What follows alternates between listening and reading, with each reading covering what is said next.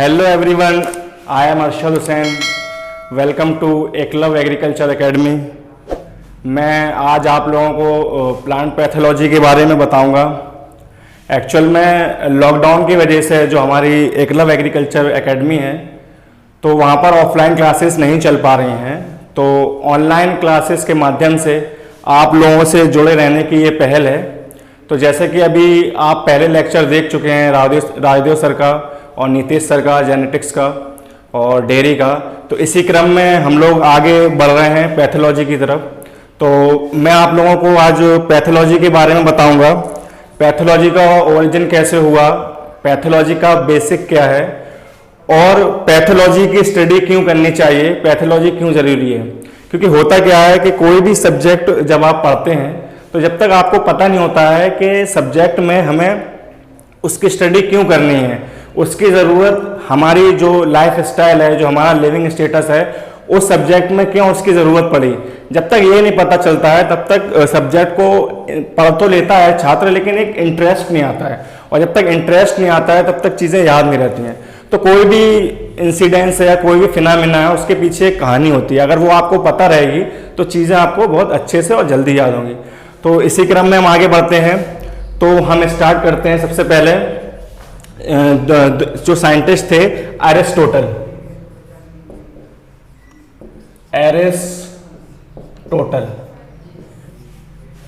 And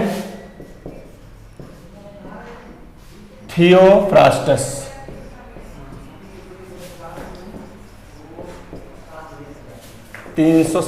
BC। ये जो दो साइंटिस्ट थे एरिस्टोटल एंड थियोफ्रास्टस 370 BC में, इन्होंने स्पॉन्टेनियस जनरेशन दी थी। असल में ऐसा है कि प्लांट पैथोलॉजी की ओरिजिन को जानने के लिए हम लोग स्पॉन्टेनियस जनरेशन से शुरुआत करते हैं, तभी अच्छे से समझ में आता है। तो एरिस्टोटल जो थे और थियोफ्रास्टस थे, एरिस्टोटल के थियोफ्रास्टस जो थे वो कलीग्स थे। तो इन्होंने क्या किया था, एरिस्टोटल ने इन्होंने जो स्पॉन्टेनियस जनरेशन था उसका ओरिजिन किया था। उसी क्रम में थियोफ्रास्टस ने भी स्पॉन्टेनियस जनरेशन पे काम किया और जो मत थे उनको सपोर्ट किया कि हाँ स्पॉन्टेनियस जनरेशन रियल में है।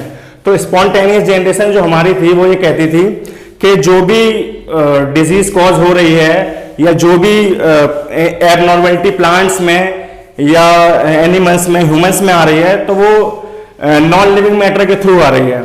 ये तो कहते थे एरिस्टोटल। लेकिन थियोफ्रास्टस का कहना था द प्लांट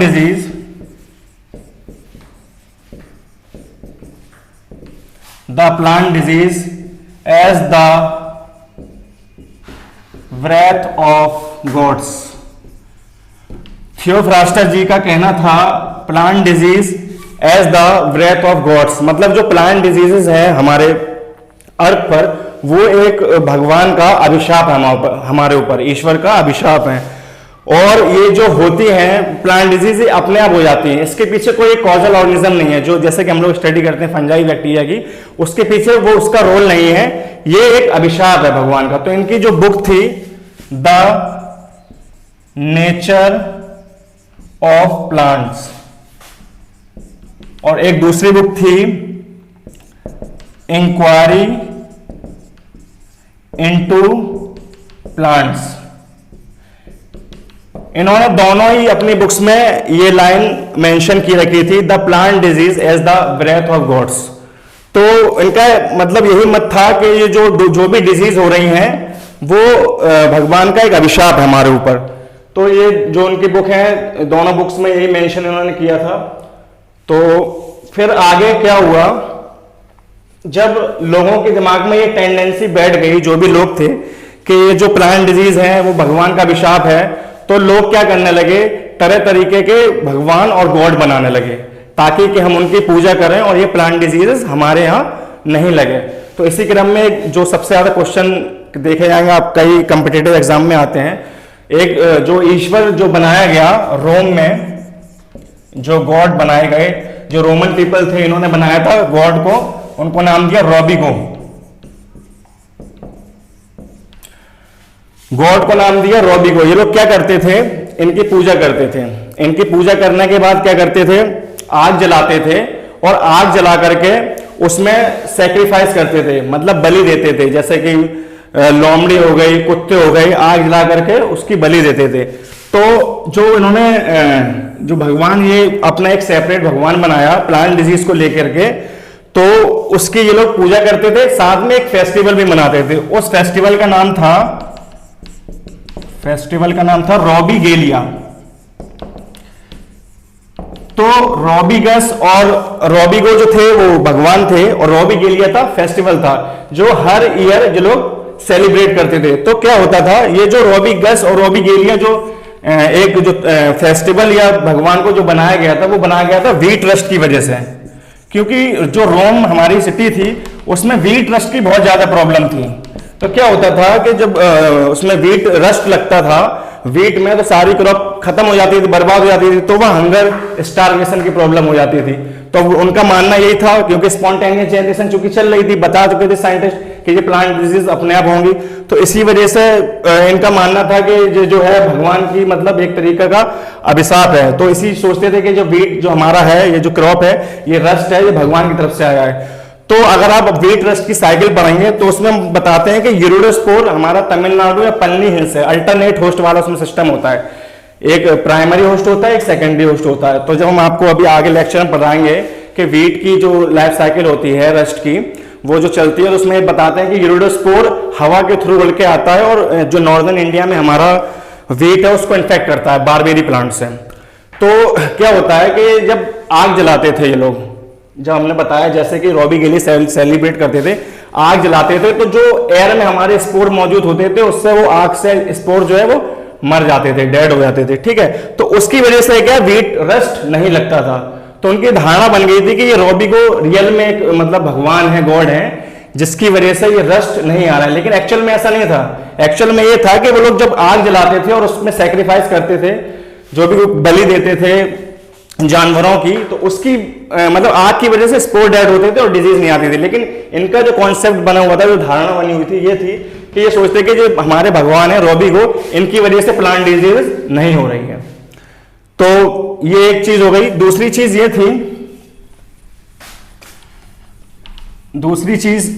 थी कि इसी तरीके क्रम में एक डिजीज और थी, जैसे व्हीट रस्ट की वजह से रॉबीगो रॉबीगेलिया है, इसी क्रम में एक डिजीज थी अर्गोटिज्म, या इसका दूसरा नाम है सेंट एंथोनी डिजीज, और इसको एक नाम से और जानते हैं Holi fire disease. Holi fire disease, ये तीन नाम है। ये जो डिजीज है, ये 1100 BC के टाइम पर बहुत ज्यादा इसने एपिडेमिक्स कॉज की थी, बहुत ज्यादा मोर्टेलिटी हुई थी इसकी वजह से। तो अर्गोटिज्म, सेंट एंथोनी डिजीज या होली फायर डिजीज, ये भी बहुत पुरानी एपिडेमिक्स है। तो लेकिन जो अर्गोटिज्म नाम से आपको लग रहा होगा, ये अर्गट डिजीज की हम बात कर रहे हैं। अर्गट डिजीज ऑफ व्हीट, राई में भी लगती है, और भी कई ग्रेन है जिसमें अर्गट डिजीज लगती है, बाजरे में भी लगती है। तो इसमें क्या होता था, जो अर्गट डिजीज होती थी, तो अर्गट डिजीज का जो अगर आप फंगस देखेंगे क्लेविसेप्स पर्प्यूरिया होता है, तो उसके स्पोर में एक एल्कलॉइड पाया जाता है, ठीक। तो एल्कलॉइड की वजह से क्या है कि ह्यूमंस जब उसका फ्लोर या उसका ग्रेन कंज्यूम कर रहे थे, तो उसमें एक टॉक्सिन था। तो टॉक्सिन की वजह से लोग मर रहे थे, लेकिन लोगों को पता नहीं था। लोगों को पता नहीं था कि हम कंटामिनेटेड ग्रेन खाने की वजह से उनकी मृत्यु हो रही है, ठीक है। तो लोगों को जब पता नहीं था, तो एपिडेमिक कॉज हुई जा रही थी। चाइना में 2000 लोग मर गए, पता चला यूरोप में बहुत ज्यादा लोग मर गए, ये कंटामिनेटेड जो उसके ग्रेन थे ये खाने की वजह से। और ट्रीटमेंट कोई था नहीं, क्योंकि वही था स्पॉन्टेनियस जनरेशन सबके दिमाग में थी, तो उसका कोई ट्रीटमेंट या कोई वो सोच नहीं रहा था कि डिजीज कैसे हो रही है, क्या है डिजीज है भी कि नहीं, लोगों को इसके बारे में कुछ पता नहीं था। लेकिन आपको ये सब बताने का मकसद ये है कि जैसे कि हमने आपको रॉबीगस रॉबीगेलिया बताया, उससे क्वेश्चन ये बन जाता है कि रॉबीगस या Robigalia is associated with which plant disease, wheat rust, smut, इस तरीके के ऑप्शन आएंगे, तो आपको याद रहे कि वो है व्हीट रस्ट से एसोसिएटेड है। या इस तरीके से क्वेश्चन पूछ लेते हैं कि व्हीट रस्ट जो है उससे कौन से गॉड रिलेटेड है, तो उसमें गॉड्स के नेम दिए रहते हैं। तो आप हमेशा याद रखना कि यहाँ पे जब भी बात होगी रॉबीगो की बात होगी, ठीक है। और जैसे अर्गोटिज्म है तो इसके जैसे ज्यादातर पूछते हैं कि ह्यूमंस में या एनिमल में अर्गोटिज्म डिजीज किसकी वजह से होती है। तो आपको याद रखना अर्गोटिज्म जो डिजीज है वो अर्गट डिजीज ऑफ वीट का जो कंटामिनेटेड ग्रेन होते हैं उनके कंजम्पशन की वजह से होती है। ठीक है, तो फिर इसी क्रम में और आगे चलेंगे हम।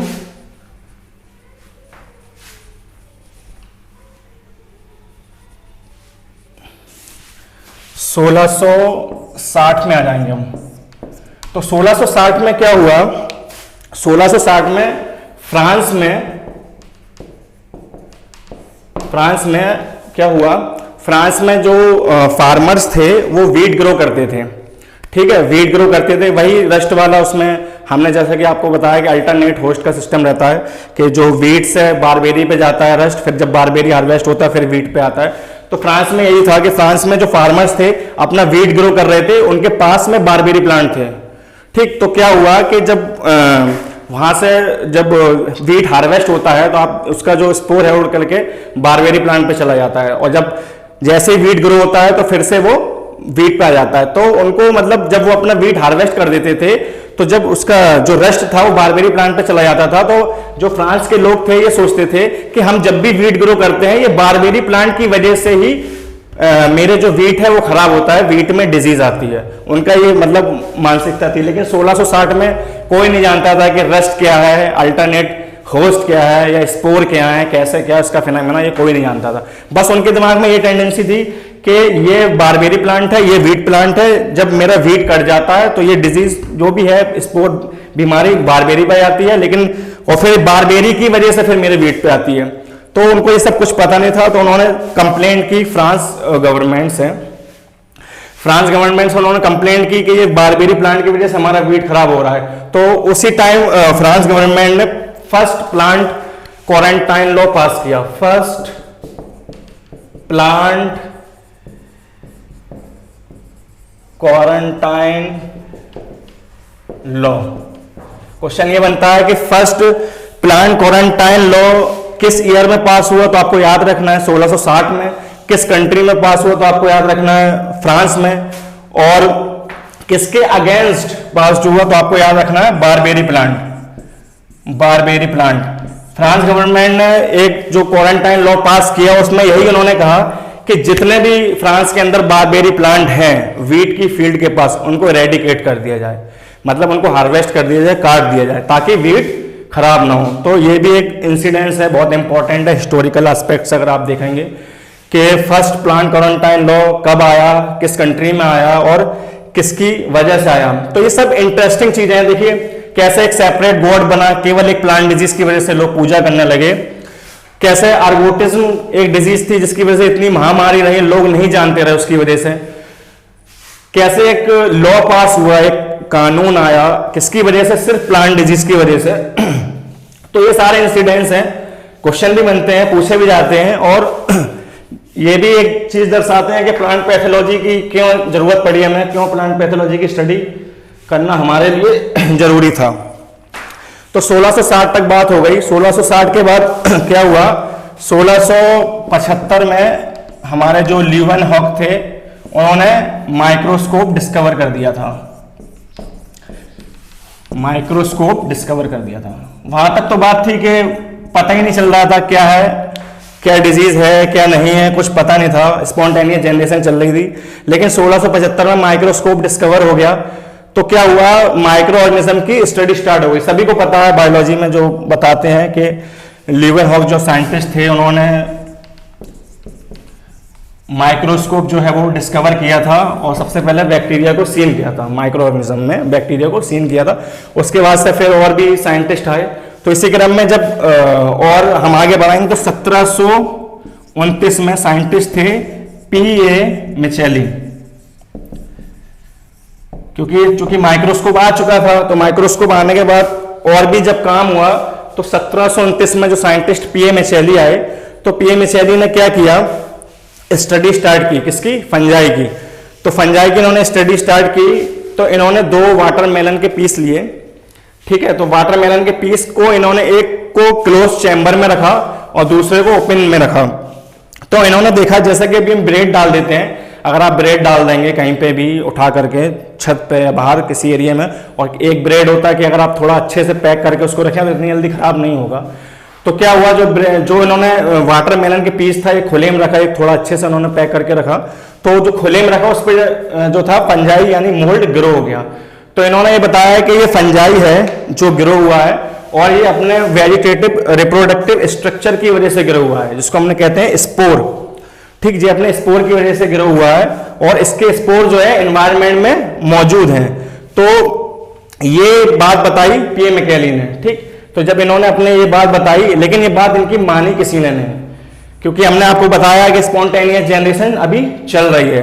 1729 में स्पॉन्टेनियस जनरेशन खत्म नहीं हुई थी। इन्होंने अपनी बात कही कि ये फंजाई है, स्पोर प्रेजेंट है एयर में, और ये जो ग्रो हुई है जो वाटरमेलन पे ये अपने स्पोर की वजह से रिप्रोड्यूस है, लेकिन इनका एक्सेप्टेंस किसी ने नहीं लिया। तो लेकिन एक्सेप्टेंस इनका किसी ने नहीं लिया।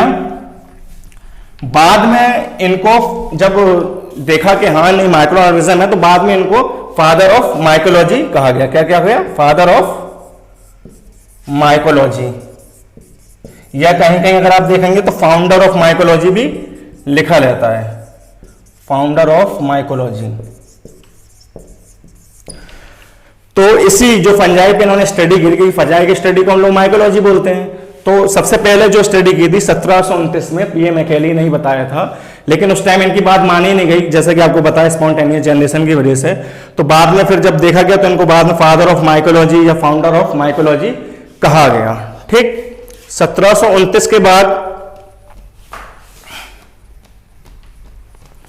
इसी क्रम में 1743 में साइंटिस्ट थे निधम, साइंटिस्ट थे निधम। इन्होंने बताया कि जो एक डिजीज होती है ईयर कोकिल वीट में, ईयर कोकिल ऑफ वीट।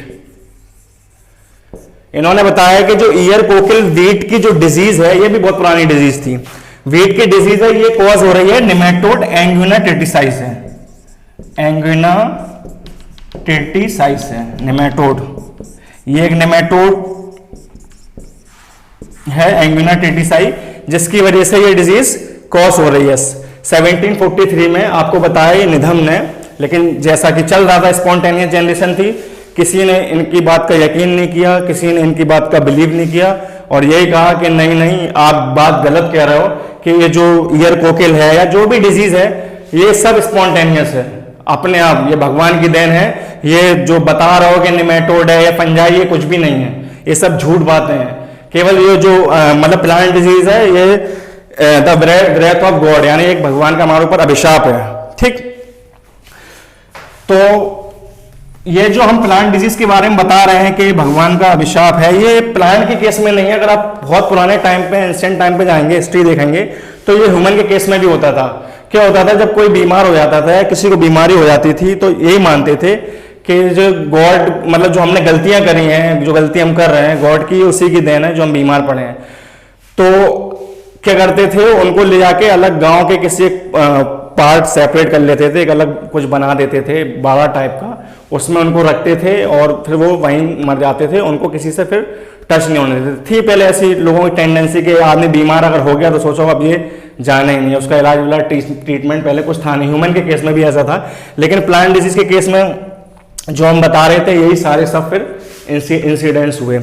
तो 1743 में निधम थे, तो उन्होंने ये बताया। ठीक, उसके बाद आते हैं मैथ्यू टिलेट। मैथ्यू टिलेट 1755। तो मैथ्यू टिलेट ने क्या कहा, मैथ्यू टिलेट ने एक पेपर पब्लिश किया, पब्लिश्ड ऑन बंट ऑफ या स्टिंकिंग स्मट, दोनों एक ही चीज है, स्टिंकिंग स्मट ऑफ वीट।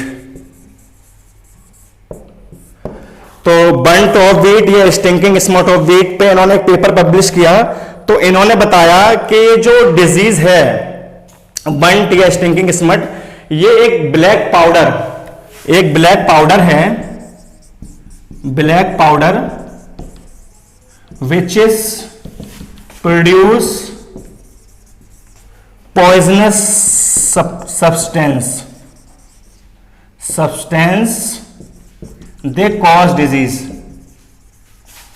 क्योंकि जब आप बंट या स्मट डिजीज देखेंगे तो वीट का जो ग्रेन है वो पूरा कन्वर्ट हो जाता है पाउडर ब्लैक फॉर्म में, अगर आप देखेंगे तो उसमें ये कह रहे थे जो टिलेट थे, मैथ्यू टिलेट, तो उन्होंने ये बताया कि जो हमारा जो ब्लैक पाउडर है ये एक पॉइजनस सब्सटेंस प्रोड्यूस कर रहा है जिसकी वजह से ये डिजीज हो रही है। इन्होंने ये नहीं कहा ये फंजाई है जो कुछ है, कुछ नहीं बताया, केवल इन्होंने जो वीट पे बंट पे स्टंकिंग स्मट पे स्टडी करी और ये बताया कि ये ब्लैक पाउडर है, ये कोई पॉइजन प्रोड्यूस कर रहा है जिसकी वजह से वीट में डिजीज हो रही है। तो इस स्टडी की वजह से इनको great grand father of plant pathology बोला जाता है। ये जो इनका कंट्रीब्यूशन था, उन्होंने अपना पेपर जो पब्लिश किया उसमें ये बताया कि स्टिंकिंग स्मट या बर्न डिजीज जो है ये ब्लैक पाउडर जो है पॉइजनस सब्सटेंस प्रोड्यूस कर रहा है जिसकी वजह से ये डिजीज हो रही है। तो इस कंट्रीब्यूशन के वजह से 1755 में इनको great grand father of plant pathology कहा गया, ठीक है। और जो इससे क्वेश्चन बनेगा यही बनेगा कि सबसे पहले स्टिंकिंग स्मट या बंट पे सबसे पहले काम किसने किया, तो याद रखना जो शुरुआत की वो मैथ्यू टिलेट ने की, उसके बाद और साइंटिस्ट आए उन्होंने भी काम किया लेकिन शुरुआत इन्होंने की, ठीक है। और दूसरा क्वेश्चन यही है कि great grand father of plant pathology किसको कहते हैं। उसके बाद जो नेक्स्ट साइंटिस्ट आए 1807 में साइंटिस्ट आए प्रीवोस्ट। तो प्रीवोस्ट ने क्या किया, जो मैथ्यू टिलेट जी थे हमारे वो काम कर चुके थे बंड पे, उसी काम को दोबारा से उठाया और उन्होंने रिसर्च की। तो उन्होंने बताया कि जो बंट डिजीज है या स्टिंकिंग स्मट है वीट का, तो ये जो डिजीज कॉज हो रही है ये कोई ब्लैक पाउडर नहीं है, ये एक्चुअल में फंजाई है। कौन सी फंजाई है, तो उसको नाम दिया इन्होंने टिलेसिया कैरीज। टिलेट के नाम से ही जो पहले काम कर चुके थे साइंटिस्ट, उन्हीं के नाम से उन्होंने जो बंट ऑफ वीट है या स्टिंकिंग स्मट ऑफ वीट उसको बोला टिलेसिया कैरीज, या कहीं टिलेसिया इंडिका भी लिखा रहता है, ठीक। तो टिलेसिया कैरीज या टिलेसिया इंडिका उसको नाम दिया, ठीक है। और उन्होंने कहा ये एक्चुअल में क्या है, फंजाई है, ये जो है एक फंजाई है जिससे ये डिजीज कॉज हो रही है। उन्होंने कैसे पता लगाया, उन्होंने क्या किया, जो वीट था वीट का ग्रेन लिया, ठीक। तो उन्होंने क्या किया, एक को कॉपर सल्फेट से ट्रीट किया, कॉपर सल्फेट से एक सीड को, और एक को विदाउट कॉपर सल्फेट से ट्रीट करके ग्रो कर दिया। तो उन्होंने देखा कि जिसको कॉपर सल्फेट से ट्रीट किया था उसमें डिजीज नहीं आई और जिसको नहीं किया था उसमें डिजीज आ गई, ठीक। तो उनका जो कंक्लूजन था वो यही था कि ये एक्चुअल में, क्योंकि एक्चुअल में पीएम मैकेली पहले बता चुके थे कि एनवायरनमेंट में फंजाई मौजूद है, इसके स्पोर मौजूद है जिसकी वजह से वो रिप्रोड्यूस हो रही है।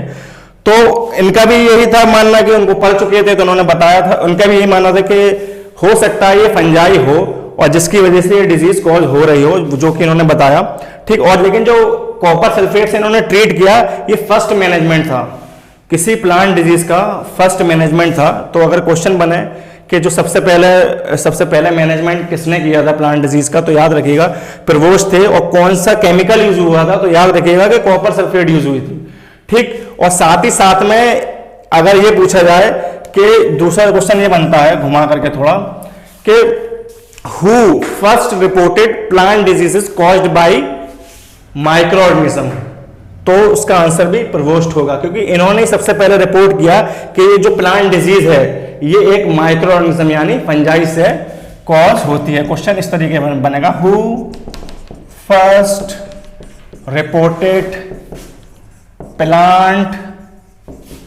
Diseases caused by micro organism. सबसे पहले इन्होंने रिपोर्ट किया प्रीवोस्ट ने कि जो प्लांट डिजीजेज हैं वो माइक्रो ऑर्गेनिज्म से कॉज होती हैं। एक क्वेश्चन ये हो गया। दूसरा ये हो गया कि इन्होंने किससे मैनेजमेंट किया, तो याद रखिएगा कॉपर सल्फेट से। नाम क्या दिया, टेलेसिया कैरीज नाम दिया, ठीक है। किस पे काम किया, बर्न्ड व्हीट पे। लेकिन इससे पहले ट्रेड काम कर चुके थे, फिर उन्होंने उस जो प्रॉब्लम थी प्रोवोस्ट ने उसको सॉल्व कर दिया, ठीक। तो इसी के साथ 1807 में ये सब हो चुका था, लेकिन एक्सेप्टेंस नहीं था क्योंकि स्पॉन्टेनियस जनरेशन जारी थी और सभी एपिडेमिक्स हो रही थी। लेकिन उनके पीछे सिर्फ एक ही कॉज था कि ये तो नॉन लिविंग मैटर से हो रही हैं या फिर ये भगवान का एक अभिशाप है, ईश्वर का जो हम पे एक प्रॉब्लम है। तो फिर क्या हुआ, इसी क्रम में जब हम आगे बढ़ेंगे तो 1807 की बात हो चुकी है, फिर 1845 पे सीधे चलेंगे हम। 1845 से 1846 में हुआ आयरिश फैमाइन। तो आयरिश फैमाइन में क्या था, आयरिश फैमाइन में क्या हुआ, यूरोप में कंट्री है आयरलैंड, तो आयरलैंड में क्या हुआ, एक एपिडेमिक कॉज हुई। तो एपिडेमिक कॉज हुई, उससे क्या हुआ, 1 मिलियन पीपल डाई हो गए। क्या हुआ, क्योंकि जो हमारा आयरलैंड था, यूरोप था, वहां स्टेपल फूड था पोटैटो, तो उसकी जितनी भी जनसंख्या थी सब पोटैटो पे निर्भर थी उसके खाने के लिए। तो जब वहां आयरिश फैमाइन आया, लेट ब्लाइट ऑफ पोटैटो की वजह से, ये एक डिजीज है पोटैटो की, इसकी वजह से जब आयरिश फैमाइन आया लेट ब्लाइट ऑफ पोटैटो की वजह से, तो वहां पूरा के पूरा जो पोटैटो था ग्रोइंग एरिया में सब खत्म हो गया इस बीमारी की वजह से। तो जिसकी वजह से, भूख की वजह से और हंगर की वजह से सारे जो पीपल थे, आयरिश पीपल थे, वो 1 मिलियन पीपल बताते हैं कि डाइड हो गए और 500 मिलियन पीपल माइग्रेट कर गए, यानी ये यूरोप से चले गए अमेरिका या यूएसए। किसकी वजह से, आयरिश फैमाइन की वजह से। इसी क्रम में जो दूसरा फैमाइन एक आया, वो आया कॉफी रस्ट। ये आया आपका श्रीलंका में। तो श्रीलंका में क्या आया, कॉफी जो थी सबसे पहले, जो अगर आप देखें कॉफी वर्ल्ड में जो सबसे ज्यादा अगर ग्रो होती थी श्रीलंका में होती थी। लेकिन जब कॉफी रस्ट आया तो इन्हें अपना पूरा क्रॉपिंग पैटर्न चेंज करना पड़ा श्रीलंका को। इन्होंने कॉफी ना उगा करके फिर चाय की खेती करना स्टार्ट करी। अब अगर आप देखेंगे तो श्रीलंका में कॉफी नहीं होती है, किसकी वजह से, सिर्फ एक डिजीज की वजह से। तो आपको सब बताने का मतलब एक तात्पर्य है कि एक बीमारी की वजह से देखिए कितना कुछ बदला। एक कंट्री का क्रॉपिंग पैटर्न चेंज हो गया, क्रॉपिंग पैटर्न चेंज हो गया, यानी उसने कॉफी उगाना बंद कर दिया, वो चाय उगाते हैं, यानी कॉफी पीना छोड़ दिया, उस टाइम चाय पी रहे हैं, ठीक है। लेकिन आयरिश फैमाइन की वजह से देखिए कि हुआ, 1 मिलियन पीपल डाई हो गए, लोग इतने मर गए बीमार भूख की वजह से, कि मतलब प्लांट डिजीज की क्यों इंपॉर्टेंस पड़ी। लेकिन 1845-46 इसलिए आपके लिए सबसे ज्यादा महत्वपूर्ण है क्योंकि इसका जो आयरिश फैमाइन की जो सबसे पहले जो कॉज थी कि ये क्यों हुआ, ये सबसे पहले जो हमारे साइंटिस्ट थे एंटोन डी बेरी, इन्होंने सबसे पहले बताया कि ये जो डिजीज है ये फंगस की वजह से हुई है। किसकी वजह से हुई है, फंगस की वजह से। और उस फंगस को इन्होंने नाम दिया Phytophthora infestans. Phytophthora infestans, Phytophthora infestans. इन्होंने बताया कि ये जो डिजीज हुई है ये जो है फाइटोफथोरा इन्फेस्टांस की वजह से हुई है, ठीक। ये क्या है, फंगस है। तो जब इन्होंने ये बता दिया तो क्या हुआ कि जो स्पॉन्टेनियस जनरेशन चली आ रही थी 1743 तक, निधन की बात किसी ने नहीं मानी थी। लेकिन जो हम ये बात कर रहे हैं 1845 की, जो आयरिश फैमाइन हुआ था 1845 से 46 तक, तो 1845-46 के बाद एंटोन डी बेरी ने स्टडी करी तो फाइनली 1861 में इन्होंने बताया कि जो डिजीज है फंगस से कॉज होती है, फाइटोफथोरा इन्फेस्टांस की वजह से। मतलब जो एक प्रॉब्लम थी वो सब खत्म कर दी।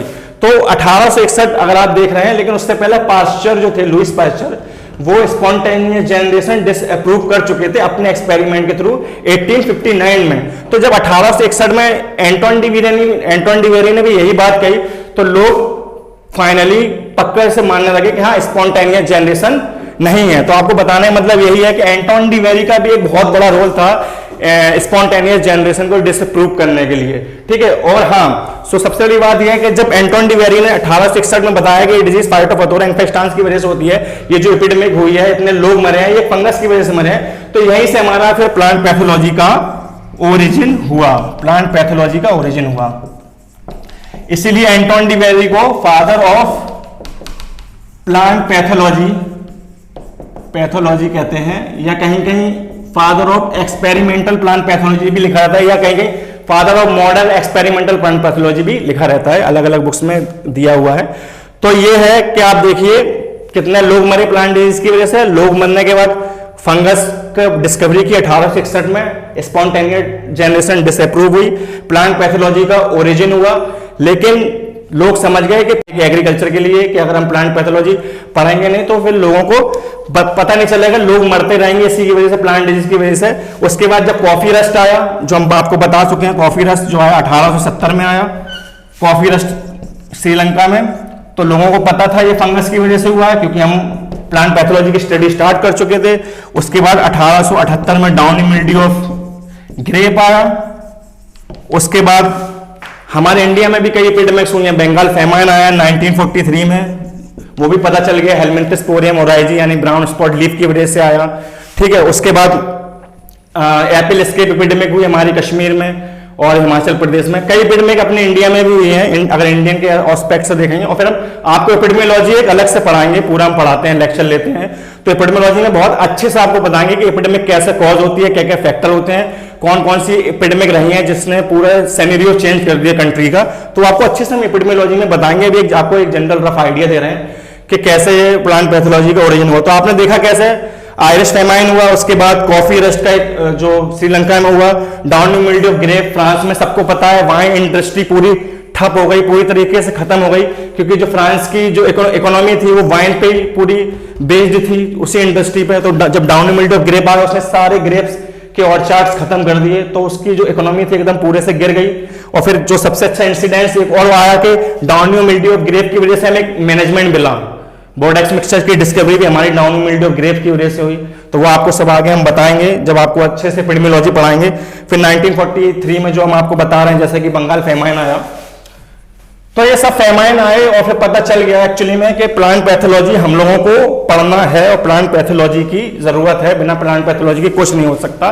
तो अब हम आएंगे कि प्लांट पैथोलॉजी है क्या एक्चुअल में।